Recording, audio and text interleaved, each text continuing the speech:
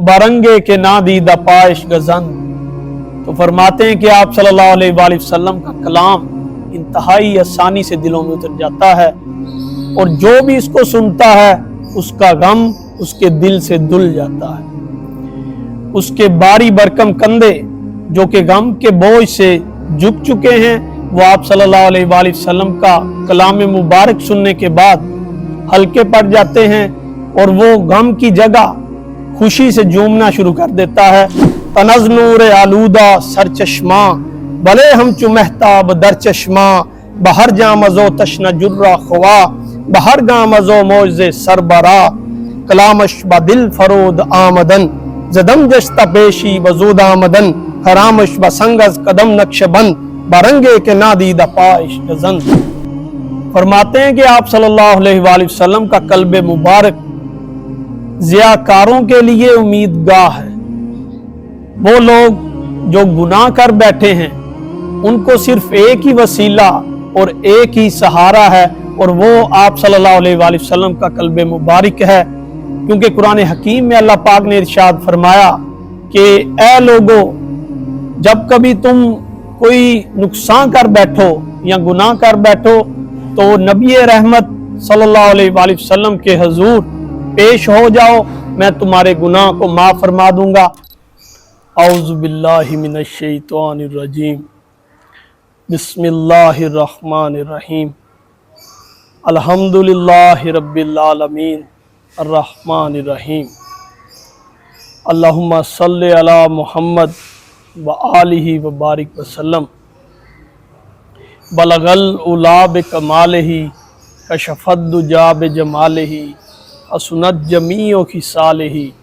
सल्लु अलैहि व आलिहि व बारिक वसल्लम। तो आज का हमारा मौजू एक ऐसे शायर की मुनासबत से है जिनको उनके दौर में एक बादा ख्वार कहा गया। मेरी मुराद मिर्ज़ा गालिब से है। मिर्ज़ा गालिब जो अपने नाम की तरह तमाम शोरा पर गालिब रहे। तो आज हम मिर्ज़ा गालिब के आशिको माशूकी की गज़लों की बजाय उनकी नातगोई पर बात करेंगे कि मिर्ज़ा गालिब ने ना सिर्फ मजाजी इश्क पर लिखा बल्कि वो एक सच्चे आशिक रसूल भी थे और इस चीज़ का सबूत हमें उनकी शायरी में मिलता है। मिर्ज़ा गालिब ने कई एक फ़ारसी गज़लों, कसायद और मसनियों के ज़रिए आप सल्लल्लाहु अलैहि वसल्लम की ज़ात बाबरकात को खराज अकीदत पेश किया। सबसे ज़्यादा जो तारीफ़ व तौसीफ़ उनकी मसनवी अब्र गौहरबार में मिलती है जो उन्होंने आप सल्लल्लाहु अलैहि वसल्लम के इश्क में लिखी। ये मसनवी मिर्ज़ा गालिब की रसूलुल्लाह सल्लल्लाहु अलैहि वसल्लम से इश्क का मुँह बोलता सबूत है। तो आज हम इसी मसनवी से लिए गए अशार आप अहबाब के सामने रखेंगे। तो मिर्ज़ा गालिब अपनी इस मसनवी का आगाज़ कुछ इन अशार से फरमाते हैं। अल्लाह ताला की हम्दो सना बयान करने के बाद मिर्ज़ा गालिब लिखते हैं, दरूदे बाउनवाने दफ्तरे नवीस, बादिबा चाय नाते पैगंबरे नवीस, बादिबा चाय नाते पैगंबरे नवीस, मोहम्मद कुज आयनाए रूए दोस्त, जुजीनश निदानस्त दाना के ऊस्त, जुजीनश न दानस्त दाना के ऊस्त, जहे रोशन आयना ईज़दे कि दरवे न गंजीदा रंगे खुदे, जिराजे निहा पर्दा बरजदा, जिजाते खुदा मोजज़े सरजदा, तमन्ना दारी नाए करदगार, बुए रेज़दस खूब शे उम्मीदवार। तो गालिब अपने इन अशार के ज़रिए अपनी इस मसनवी अब्र गौहरबार का आगाज़ फरमाते हैं और अपने कलम से मुहातब होकर फरमाते हैं कि ए कलम, तू एक ऐसी ज़ात का जिक्र खैर करने वाला है कि जिस पर दुरूद व सलाम भेजे बगैर बात का आगाज़ नहीं किया जा सकता تو میری یہ عرض ہے تجھ سے کہ اپنے اس دفتر کا آغاز کرنے سے پہلے تو اس کے سرنامہ پر نبی اکرم صلی اللہ علیہ وآلہ وسلم پر درود و سلام بھیج اور اس کو اس دفتر کے سرنامہ پر لکھ دے۔ اس کے بعد لکھتے ہیں محمد کز آئنائے روئے دوست، کہ محمد مصطفیٰ صلی اللہ علیہ وآلہ وسلم جو کہ اللہ تعالیٰ کی ذات کا پرتو ہیں اور اللہ تعالیٰ کی تمام تر جلوہ گری آپ کے وجود سے ہم تک عیاں ہو رہی ہے، تو آپ صلی اللہ علیہ وآلہ وسلم کے بارے میں علم رکھنے والے جو عقل مند اور دانا ہیں، وہ آپ صلی اللہ علیہ وآلہ وسلم اور اللہ تعالیٰ کی ذات کے مابین جو فرق ہے اس کو ہمیشہ عبد و معبود کے فرق سے جانتے ہیں۔ اس کے بعد لکھتے ہیں زہے روشنا عنائے عزدے کہ دروے نہ گنجی دا رنگے خودے، فرماتے ہیں کہ آپ صلی اللہ علیہ وآلہ وسلم کی ذات گرامی وہ روشن آئینہ ہے کہ جس میں خودی کا زنگ تک نہیں لگا، اور حضور نبی اکرم نور مجسم صلی اللہ علیہ وآلہ وسلم کی ذات گرامی اللہ تعالیٰ کی جانب سے ایک عظیم معجزہ ہے، اور آپ صلی اللہ علیہ وآلہ وسلم کی رضا میں ہی اللہ تعالیٰ کی رضا پوشیدہ ہے۔ تنز نور آلودہ سر چشمہ بلے ہم چو مہتاب در چشمہ، بہر جامزو تشنہ جرہ خوا بہر گامزو موجز سربرا، کلامش با دل فرود آمدن زدم جشتا پیشی بزود آمدن، حرامش با سنگز قدم نقش بند برنگے کے نادیدہ پائش گزند، برنگے کے نادیدہ پائش گزند۔ تو فرماتے ہیں کہ آپ صلی اللہ علیہ وآلہ وسلم کا کلام انتہائی آسانی سے دلوں میں اتر جاتا ہے، اور جو بھی اس کو سنتا ہے اس کا غم اس کے دل سے دل جاتا ہے۔ اس کے باری برکم کندھے جو کہ غم کے بوجھ سے جھک چکے ہیں، وہ آپ صلی اللہ علیہ وآلہ وسلم کا کلام مبارک سننے کے بعد ہلکے پڑ جاتے ہیں، اور وہ غم کی جگہ خوشی سے جھومنا شروع کر دیتا ہے۔ اس کے بعد لکھتے ہیں کہ جب آپ صلی اللہ علیہ وآلہ وسلم کے قدمین مبارک پتھروں کے اوپر پڑتے ہیں تو وہ بھی روئی کی طرح نرم پڑ جاتے ہیں، اور ان کے اوپر آپ صلی اللہ علیہ وآلہ وسلم کے نالین مبارک کے نشان بن جاتے ہیں، کیونکہ وہ آپ صلی اللہ علیہ وآلہ وسلم کے لیے نرم ہو جاتے ہیں تاکہ آپ بآسانی اپنا رستہ طے کر سکیں۔ اس کے بعد لکھتے ہیں دل امید جائے زیاں دیدگاں، نظر قبلہ گائے جہاں دیدگاں، برفتار صحرا گلستاں کنے، بگفتار کافر مسلمہ کنے، بدنیا زدی روشنائی دہے، با اقبا زیاتش رہائی دہے، با اقبا زیاتش رہائی دہے۔ فرماتے ہیں کہ آپ صلی اللہ علیہ وآلہ وسلم کا قلب مبارک ضیاءکاروں کے لیے امیدگاہ ہے۔ وہ لوگ جو گناہ کر بیٹھے ہیں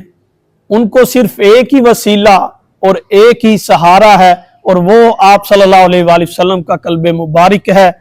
کیونکہ قرآن حکیم میں اللہ پاک نے ارشاد فرمایا کہ اے لوگو، جب کبھی تم کوئی نقصان کر بیٹھو یا گناہ کر بیٹھو تو نبی رحمت صلی اللہ علیہ وآلہ وسلم کے حضور پیش ہو جاؤ، میں تمہارے گناہ کو معاف فرما دوں گا۔ تو یہ ان آیات کا مفہوم ہے جو آپ صلی اللہ علیہ وآلہ وسلم کے بارے میں آئیں، کیونکہ آپ صلی اللہ علیہ وآلہ وسلم ہی شفیع المذنبین ہیں، گناہ گاروں کے لیے سہارا اور وسیلہ ہیں۔ اس کے بعد غالب لکھتے ہیں کہ آپ صلی اللہ علیہ وآلہ وسلم ہی دیدگاہ کے لیے قبلہ گاہ ہیں۔ ہر وہ شخص جو اس دنیا میں رہ کر حسن و جمال کو دیکھنا چاہتا ہے وہ آپ صلی اللہ علیہ وآلہ وسلم کے دیدار کا پیاسا ہے۔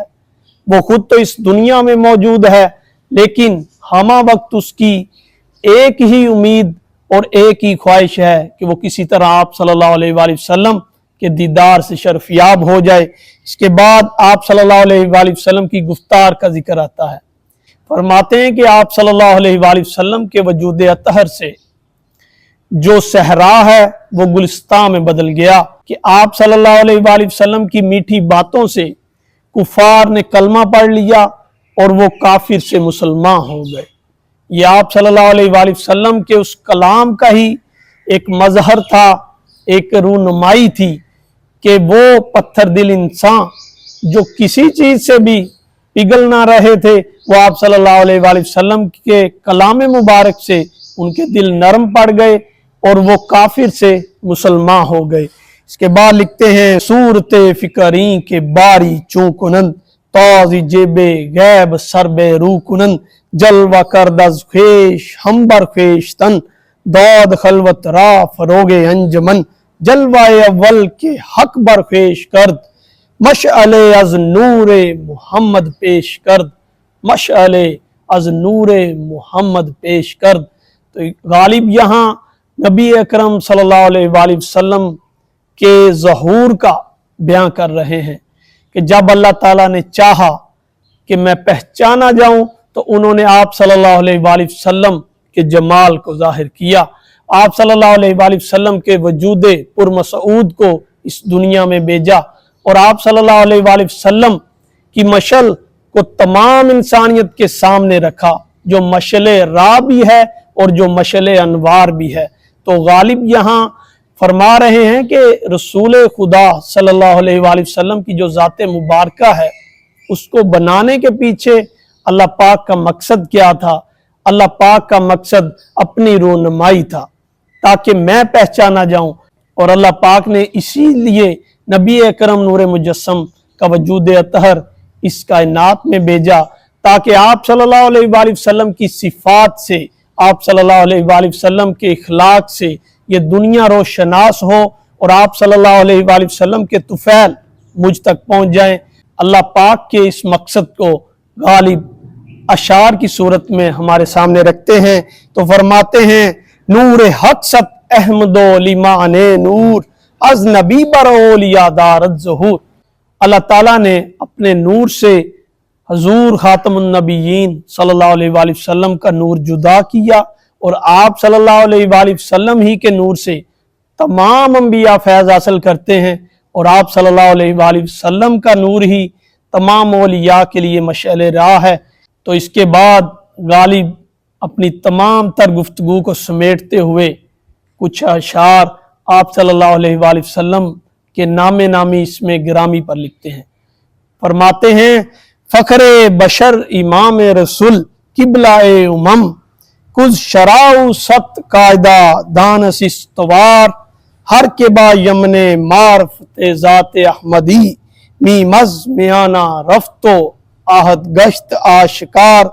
بے پردہ بانیگر از الف اللہ جلوہ گر مزہاو دال باش مرد دریاب و ہشت و چار دریاب و ہشت و چار۔ تو غالب یہاں بیان فرماتے ہیں کہ نبی اکرم نور مجسم صلی اللہ علیہ وآلہ وسلم کے نام گرامی احمد میں کون سے اسرار پوشیدہ ہیں۔ تو غالب نبی اکرم نور مجسم صلی اللہ علیہ وآلہ وسلم کے نام گرامی احمد میں چھپے اسرار و رموز کو آشکار کر رہے ہیں۔ فرماتے ہیں کہ اے سننے والے اس نام احمد کو غور سے دیکھ،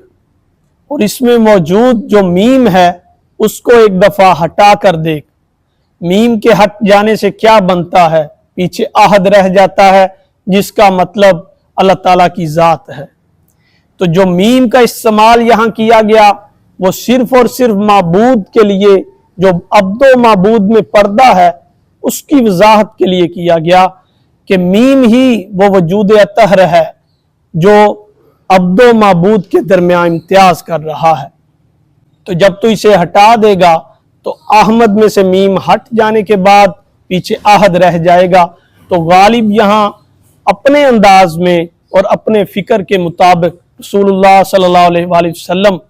کے نام نامی اس میں گرامی کی وضاحت کر رہے ہیں۔ اس کے بعد غالب لکھتے ہیں کہ جب تو میم کو ہٹا دے گا تو پیچھے عہد رہ جائے گا، جبکہ عہد کے اندر جو الف موجود ہے وہ اللہ تعالیٰ کی جلالت کی عکاسی کر رہا ہے، وہ الف اللہ تعالیٰ کے جلال کا مظہر ہے۔ اب اس سے آگے چل کے غالب اعداد کے علوم کو ملحوظ خاطر رکھتے ہوئے فرماتے ہیں کہ اب اگر تو الف کو بھی ہٹا دے گا تو عہد میں ہا اور دال بچیں گے۔ ہا اور داد 8 اور 4 کی نمائندگی کرتے ہیں، تو یہاں کل ملا کر دونوں الفاظ کو ملا کر 12 اعداد بنیں گے، جن سے مراد غالب ائمہ اہل بیت اطہار کو لے رہے ہیں، چونکہ غالب نہ صرف عاشق رسول اللہ صلی اللہ علیہ وآلہ وسلم تھے بلکہ عاشق اہل بیت بھی تھے۔ तो गालिब यहाँ उसी जानिब इशारा फरमा रहे हैं और एक ही लफ्ज़ से अल्लाह ताला की हम्द व सना, रसूल खुदा सल्लल्लाहु अलैहि वसल्लम की नात और आइमा अहले बैत की तारीफ व तौसीफ बयान कर रहे हैं। तो इसी शेर पर एहतताम फरमाते हैं कि बेपर्दा बानी गरज अल्फ अल्लाह जलवागर मजहाओ दाल बाश मर्दो दरियाब होश तो चार। तो खुलासा कलाम यहाँ ये है कि गालिब की नात गोई भी उनकी दूसरी शेरी असनाफ की तरह काबिल कदर है और इसमें वो तमाम तर फ़नी और फ़िक्री खसूसियात मौजूद हैं जो उनकी बाकी तमाम तर शायरी में पाई जाती हैं। अल्लाह ताला से दुआ है कि इस माह मुबारक में नबी अकरम नूर मुजस्सम पर लिखी जाने वाली हर एक गज़ल, हर एक नात को आप अहबाब के सामने रखने की तौफीक अता फरमाए और बरोज़े हशर उनकी शफाअत का उम्मीदवार ठहराए। वमा अलैया इल्लल बलागुल मुबीन।